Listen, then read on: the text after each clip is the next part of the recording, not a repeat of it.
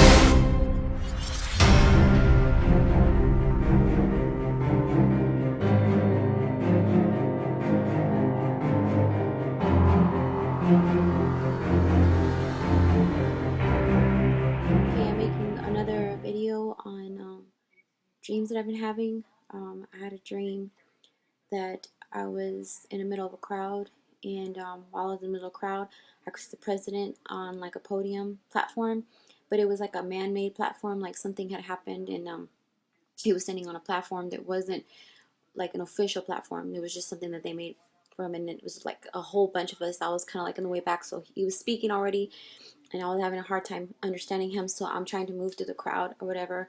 And I remember looking in like all directions all around me, and there's like so much destruction. Like there was like all this destruction, that something terrible had happened, like globally. I don't know what, but buildings were like toppled, and there was water everywhere. Some places didn't exist anymore. I don't know, it was like catastrophic. I don't know what, I can't say if it was due to a meteor, tsunami, hurricane, tornado, earthquake. I don't know. it may be a combination of all that. I don't know. But the president was talking, and I remember him saying really loud, because the microphones started working correctly. Somebody was in the back of him working on the speakers or whatever. So now all of a sudden, like, it was like everybody could hear him. So everybody just kind of stopped, because everybody was murmuring, trying to, people were whispering like, I can't hear him. Do you hear what he's saying? Blah blah blah, making it worse. And he said, we only have an hour left, and in that hour, most of us, if not all of us, is going to be wiped away. And somebody yelled out in the crowd to him, well, can't you do something to save us? And all of a sudden, the president had the Pope walk up, but I couldn't see his face. But I knew it was the Pope because of the way he was dressed. And he walked up, and all of a sudden, they said something to each other, and they were transforming into something. I don't know what they were transforming into, but it didn't seem like from this world. And that's where my dream ended. So I don't know what that means. I do remember seeing a bright light in the sky, but I don't know where it was coming from or why it was coming. I don't know if it was like, I, I want to say off of my instincts and like common sense, that this bright light, because the sun was out, it was sunny outside, so the sun was already out, but this was a bright light that had nothing to do with the sun. So I want to say that it could have been like a comet in the sky, or asteroid, or a missile coming. I don't know, but he did specify that we only had an hour left, and then him and the Pope ended up on the stage transforming into something.